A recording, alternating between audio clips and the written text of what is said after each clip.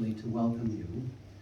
My wife Anne and I are especially pleased to see you in our home to celebrate Quynh, but also because you are our kind of people. Artists, writers, educators, friends of the United States and Vietnam, and friends of Quynh. Today we're here to recognize my great colleague, Quynh Ngo, known to you as Quynh, or Mr. Quynh, or even Chu Quynh.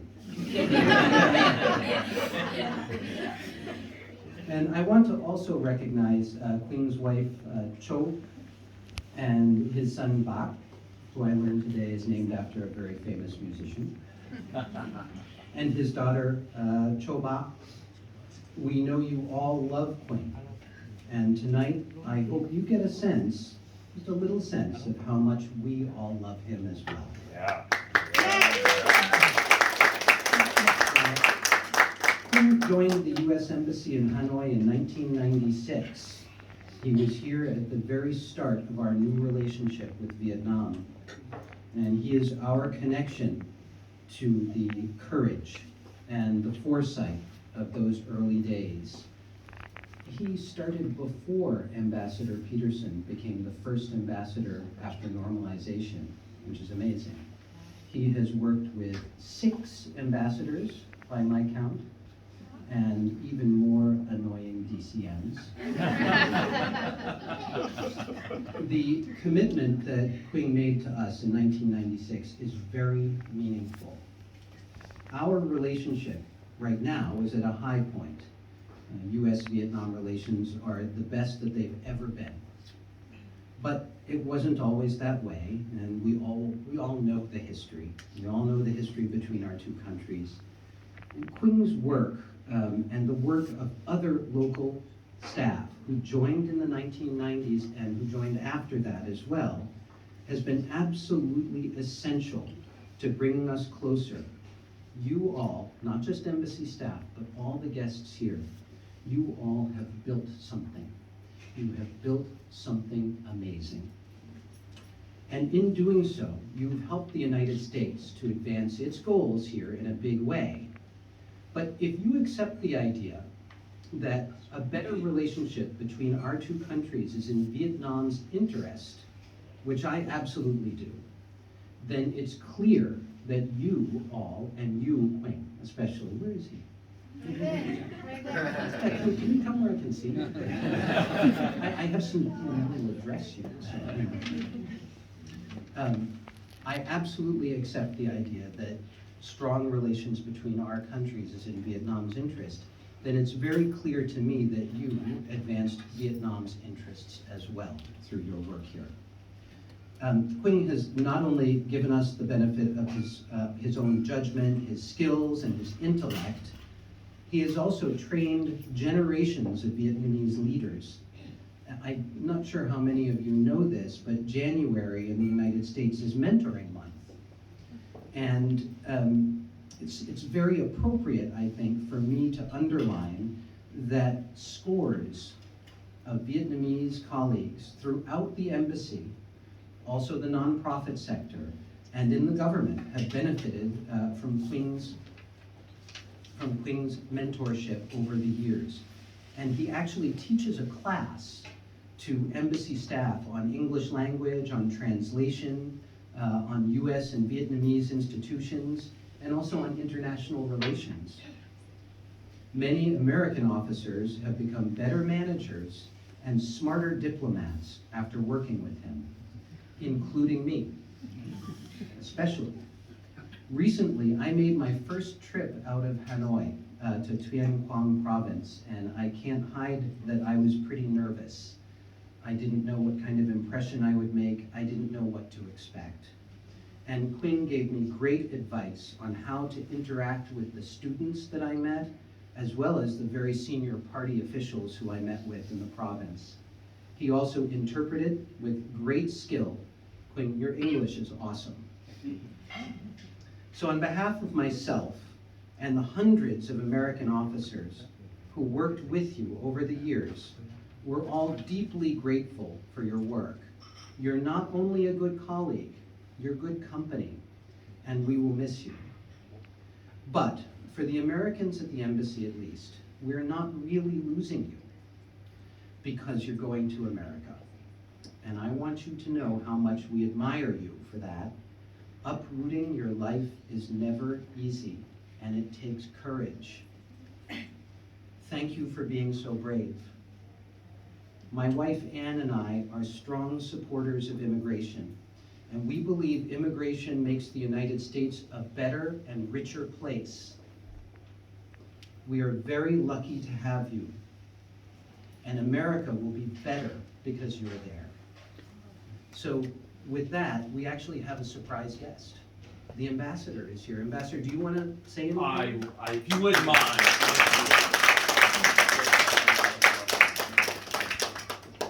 Do I need this microphone? I'll take it, just take it. Chris, thank you. Those were beautiful remarks, and thanks to you and Ann for hosting this lovely event. I don't know that I can add much, but let me just add a couple of personal anecdotes. I will say, Mr. Quynh, we're very sad to lose you. You're an exceptional human being. You're a fantastic employee. You have served as the bridge between the United States and Vietnam since 1996. I got to know Mr. Quynh the best, I think, through our travels throughout Vietnam. We've been many places in northern Vietnam together. Most recently, we were in Tay Nguyen province. We opened an American hangout at Tay Nguyen University, and I'll tell you what I told the crowd there. What I told the crowd there was that I am technically Mr. Quynh boss. But the reality is that he is my boss and advisor because I do whatever he says. He's a very wise man. He has dedicated his professional life to improving the relationship between the United States and Vietnam and to promoting mutual understanding between Americans and Vietnamese. I've never met anyone better. And that's what I mean by when I say when Mr. Quynh gives me advice, it's not really advice, it's so wise, it's really an order. You better do it if you want to do the right thing. And I'm so grateful to you for that. I'm so grateful as well that Mr. Quynh very actively participates in all of our staff meetings in the embassy. And I think it can be somewhat difficult sometimes for Vietnamese employees to participate in a staff meeting and fully participate. But I think that Mr. Quynh is so smart. His English is so good and he's so wise that he always participates very actively, and I always make sure before I make an important decision in Vietnam, I always want to know what Mr. Quynh thinks.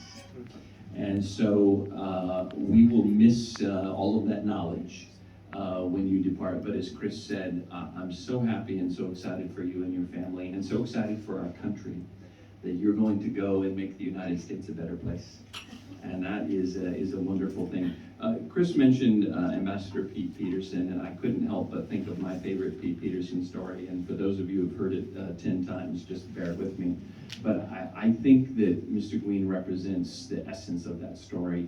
You know, more than 3 years ago when I first arrived, I had a dinner with Ambassador Pete Peterson, the first ambassador, and I told him in the course of that dinner that what the United States and Vietnam had achieved together was a miracle. And Ambassador Peterson looked very unhappy when I said that, and I was confused why. And then he explained that what we've achieved together is extraordinary, but it's not a miracle because it wasn't an accident, it wasn't an act of God. It was brought about by people of courage and goodwill who worked really hard to build this partnership and friendship. And Mr. Quynh, I can't think of anybody who represents that better than you. Profoundly grateful. I'm giving you my card. You've got my email, my wife's email. She's back there right now. You got her cell phone number. If we can ever do anything to help you or your family, let us know. But in the meantime, just please know from the bottom of our hearts how grateful we are to you for everything. Thank you.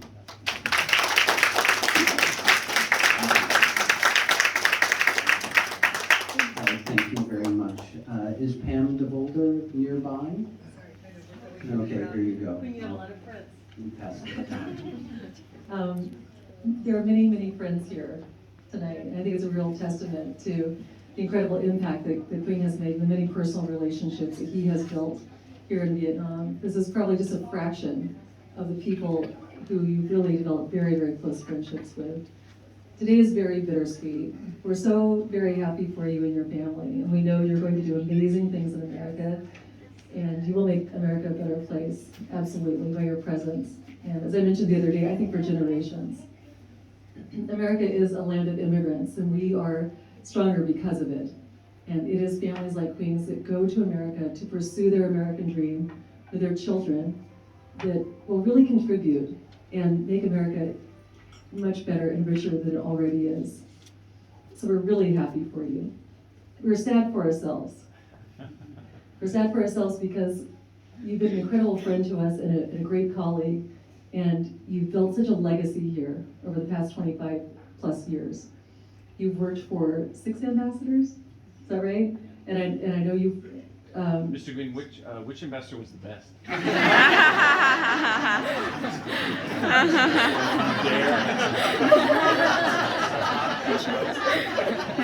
Sorry, fans.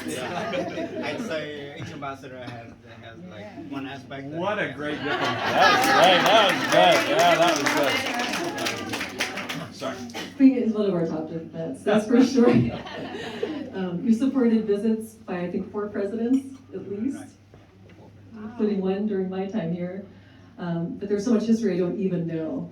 But part of your legacy, the parts that I do know, that I think are really going to be very significant for many years to come, are programs like the Jayhawk program that the Quynh himself conceived of and helped to raise money for, I think $1 million. This all proceeds by arrival, so I'm just in awe. I'm in awe of this program that sent 26 teachers from Vietnam to the United States to strengthen English language learning in Vietnam. And it's had a huge impact, especially in the very rural areas in Vietnam. And that's an example of a very thoughtful, meaningful program I think that Quynh has done that's really helped us to expand our reach far beyond Hanoi. We do great work here, I think. We have wonderful contacts, great partnerships, but it's a challenge in such a big country for us to really have an impact and build partnerships in the countryside. But programs like the ones that Quynh has created, has dreamed up, have just been incredible. There's also a program that many of you know of called Waisili, Young Southeast Asian Leaders Initiative. Well, Waisili is here. Oh, yeah. And I know this is another passion of Queen's. And we have a friendly competition with the neighboring countries.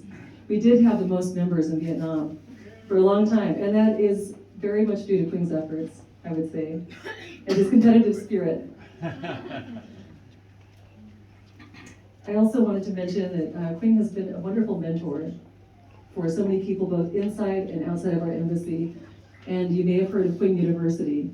And that is a class that happens.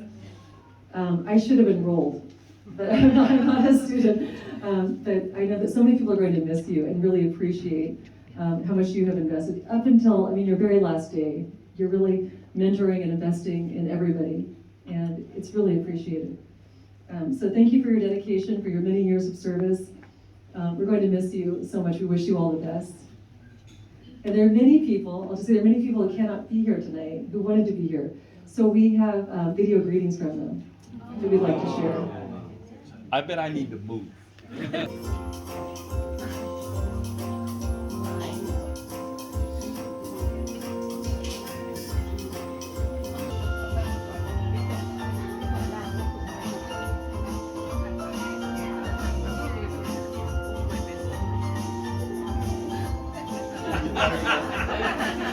would like to invite Cal to say a few words.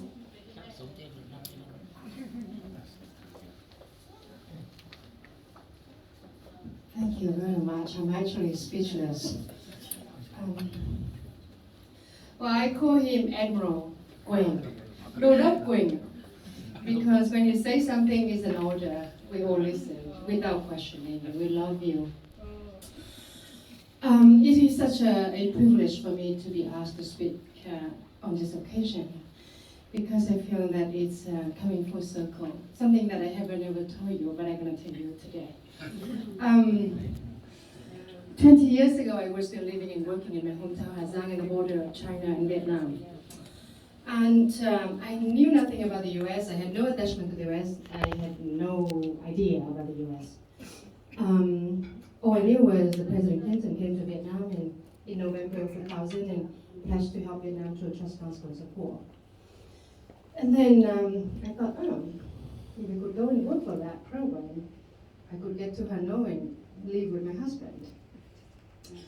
So fast forward for a few months, the tragic day of April 7th, 2001, there was a fatal helicopter accident that took place in central Vietnam in Quang Binh that took the life of, I think, 7 American officials and 9 Vietnamese officials in when they was on a MIA mission.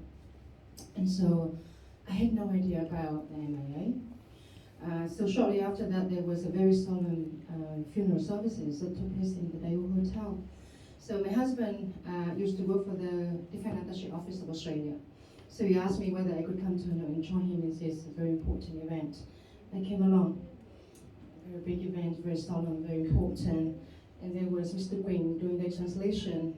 I didn't know who he was, but that was my first exposure to him, who spoke eloquently, beautifully, respectfully.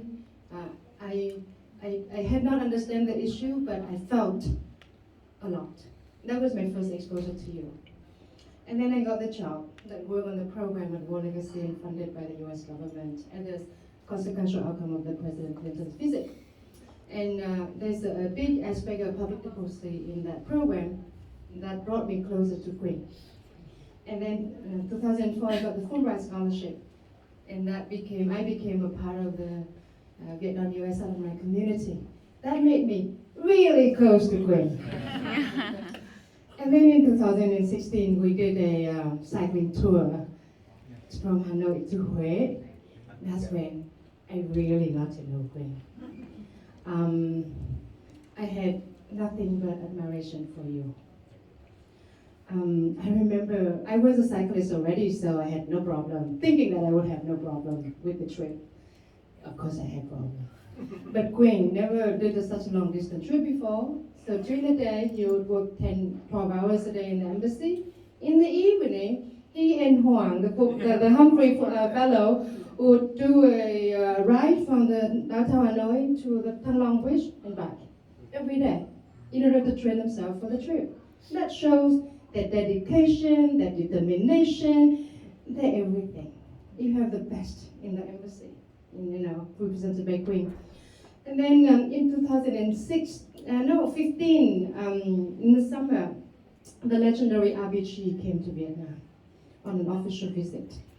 And she had a very busy program, but we all know that she loved opera and art. So who called me up? Here comes Quynh. He called me and he said, look, this is not part of the program, but I know she loved it.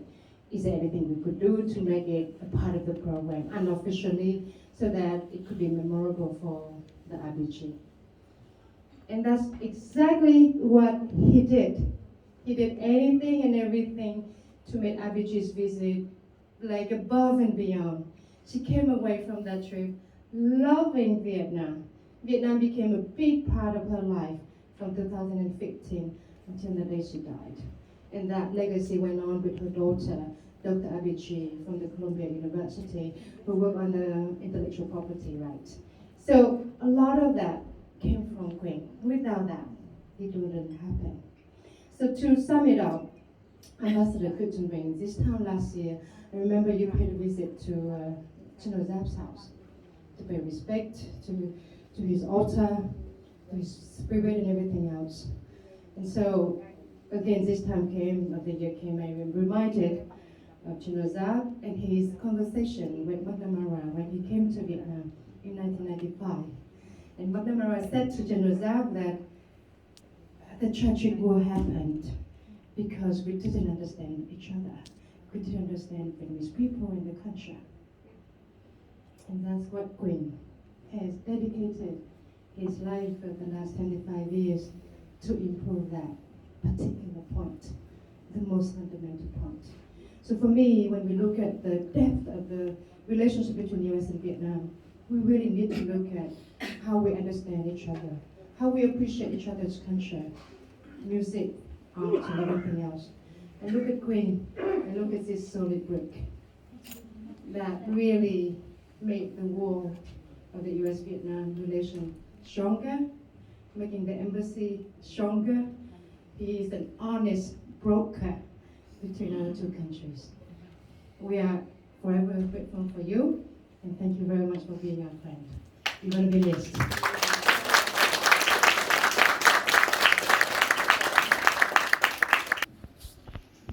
So, hi everyone, my name is Kim Chi and I'm the YCD alumnus. And it was my honor to be here today, and she had given me a really big task on giving a few words to Quynh, as we have been together for such a long time. Yeah. And actually, standing here today, I feel sad, but also grateful at the same time. I'm so sorry to have to say goodbye to the most caring, kind-hearted, and brilliant person that I have ever known. But also, I feel grateful because I have a chance to share my heartfelt feelings to Quynh. But otherwise, I don't know when I have the courage to share this word. And some of you might wonder why I go Quynh, because other friends of my age will call him Quynh instead. And I remember Chi Thao once said to me that if you guys are not relatives, so call him Anh. He's not that old. And actually, I call him Quynh as my deep gratitude for him to be such an amazing leader, mentor, and also a good friend of me. Quynh had known me since I was a little girl. Actually, I'm still a little girl at the moment, but he was the one who interviewed me for the English Asset Micro Scholarship when I was a 15 years old girl in Nghệ An, probably the first program in Nghệ An, actually at that time. And his friendliness, his kindness, and his sense of humor make us feel so comfortable in the interview. And I still remember that us as a participant keep saying to each other like how humorous, how kind and friendly he is as a US Embassy officer. And then he inspired me so much that the biggest dream of me at that time is get a scholarship and go to the United States. And years passed by, and I graduated from high school and went to Hanoi to study university. And I met Quynh again when I went to the US Embassy at Rose Garden, when I received a funding from the US Embassy to run a project about prevent child sexual abuse. And we were so surprised to see each other again after 2 years. And I still remember clearly, like after that meeting, Quynh sent me a text message saying that I was so surprised to see you today, but also very happy and proud to see how you have grown so far. And I do believe that you will achieve whatever you search for in life with that passion and enthusiasm. And sure, I have never told that to you, but I was so touched wearing those words. And from the moment you have made me to be confident in myself again. And you remind me one more time about my dream to go to America. And I did it. 3 years later, I received a Wesley scholarship to go to America. And it was such a life-changing opportunity for me because I had met new friends across the Southeast Asia. I had experienced new culture, and what I'm most grateful is I had the chance to be part of the US alumni, our network, and I'm so with the all amazing, wonderful people standing here today. I have my amazing mentor, Cô Ha, Chị Lam, and Chị Huyền, all are so amazing, and I'm so grateful. And I have to say that I couldn't have done any of that without your support, without your encouragement for me. So thank you so much for being so amazing. And I know that all of us will miss you so much, but also best of luck to your coming trip in America as well. So thank you from the bottom of my heart.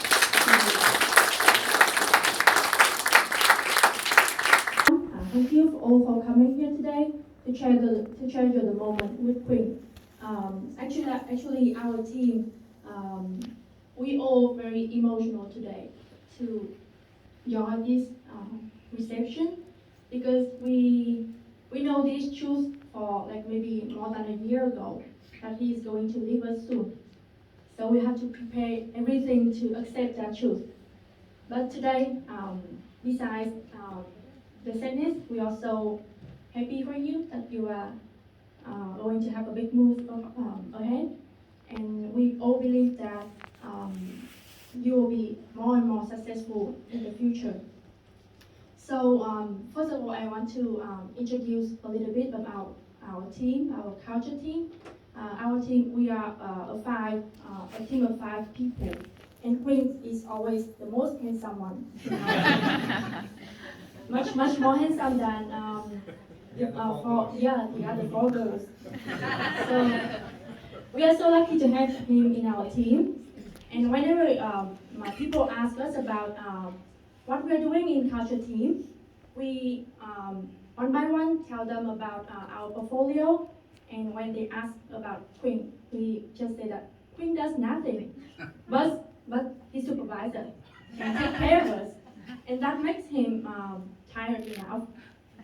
And so, he's our leader, and yes, he's our supervisor. So we really admire him. He's always empower us and trust us, let us do everything, give guidance to us. We have to thank you that without your guidance we cannot make everything happen. And we are afraid that how we can deal with it without you in the coming time. So I myself, I'm called the baby of the office because I'm the youngest one in the office. So, but Quynh trust me. Quynh let me do the big program, the Wisely program, and also the Access program of Reload team. So thank you for that. And he always create the space for us to be creative and try to express our idea, our opinion, raise our voice. So yeah, we really thank you for that. We're grateful for all what you have done for us. And being a supervisor is not enough. He also our mentor. In our office, there's a university, like mini university in our office. We call it Quynh University. Right after we know that he is going to leave us soon, we request him to open that university. And we just graduated that university last week. And we all have the diploma, the certificates. And in this university, Quynh share with us all of his knowledge. We try to absorb as much of his knowledge as possible before his goals. So we in the class we share everything about everything in life. We call the course anything in life course. We share about American culture. We share about Vietnamese culture, even the stuff in our life, raising how to raise the children, how to plant trees, even the smallest thing about food. And we will miss that class very much when you're not here. And we hope that you will open a virtual class very soon. And we will advertise the class for you. And last but not least, I want to say this most because you are like our big brother in a team. This is the most familiar thing for us because we work with Quynh every day. Maybe we are the closest one with Quynh in the office. We learn a lot from him because he's a very good example of self-studying, and he encourages us to self-study every day. Do you know that he has a lot of talents? He can play flute, he can play piano, and even he can play trombone. But he just self-studying, and we really admire him for that. So thank you for teaching us so many things. We all wish you the best in your next journey. And when we come here, we will always be here for you. Thank you.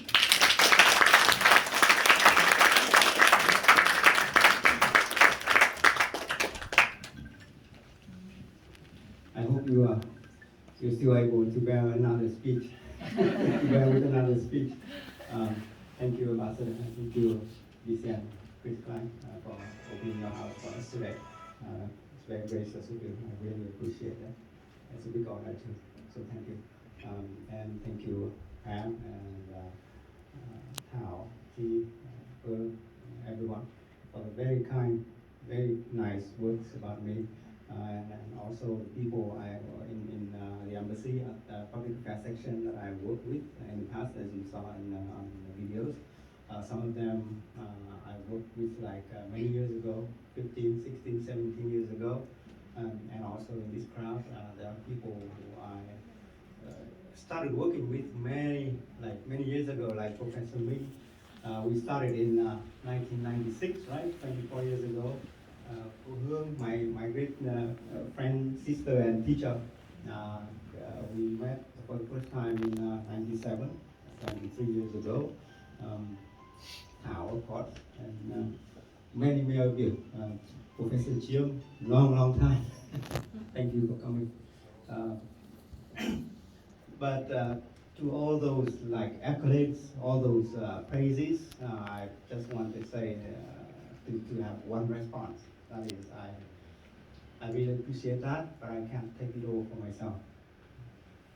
I couldn't have been able to do what I have done over the past 25 years. Now I can say 25 years because when the invitation was sent out, it was like few days less than 24 and a half years, so we rounded down to 24 years.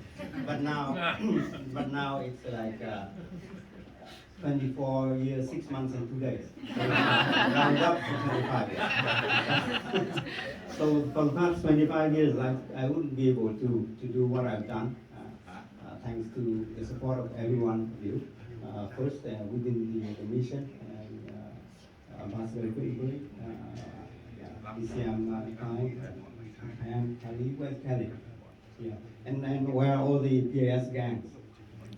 Yeah, thank you so very much. I can never say thank you enough because I know that I would not be able to be where I am today, to grow to where I am today without the support of everyone. And also for all the programs, big and small, whether it's like a music festival for 11,000 people, or an exhibition, or a provincial outreach for the ambassador and DCM and other American officers. All those programs, I could not have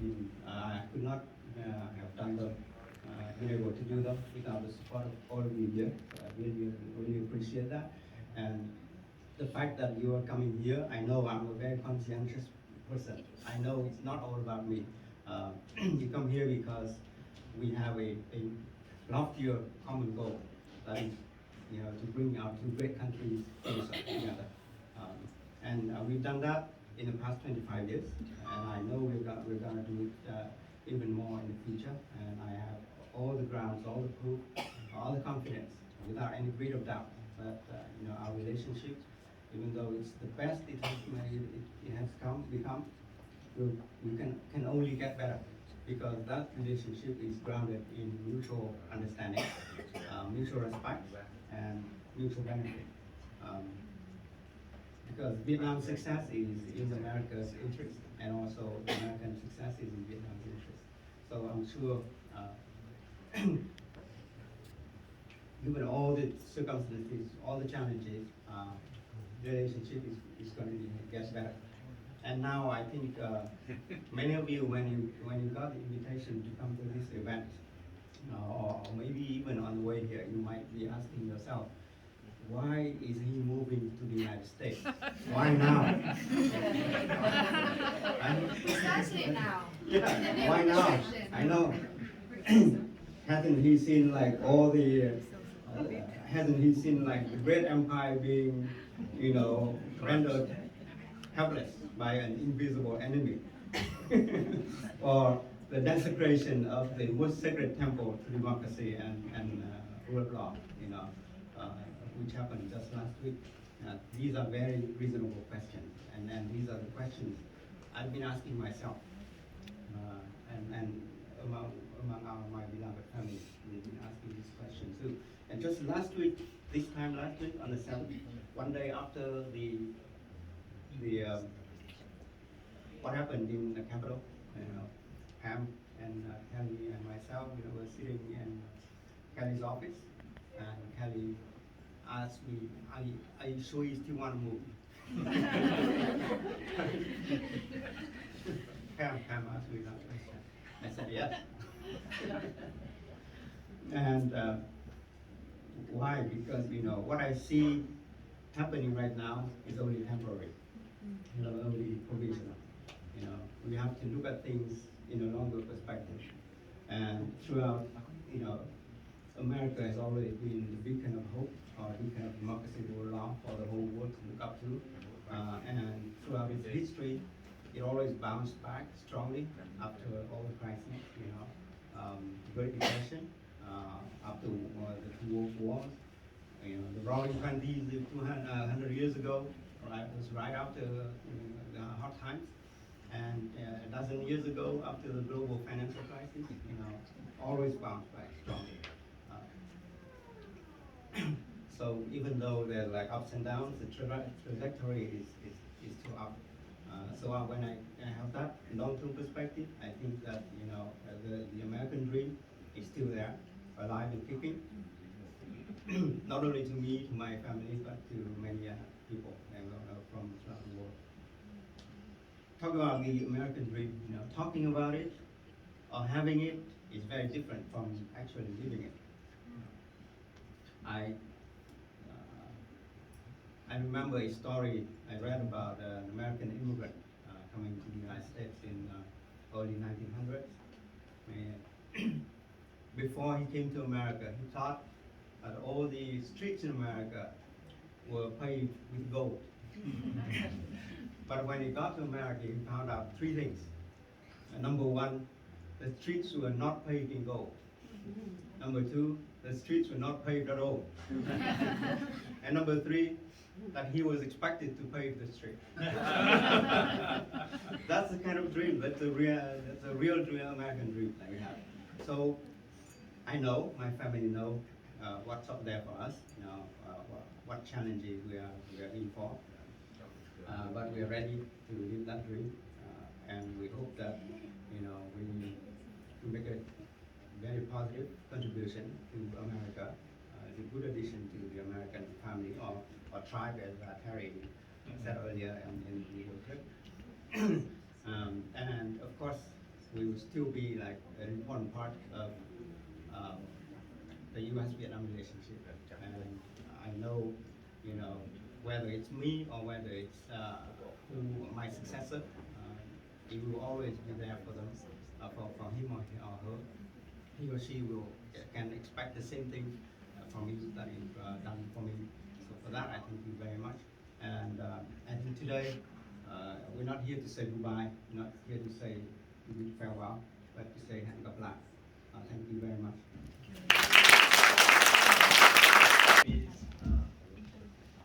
Việt Nam quê hương tôi.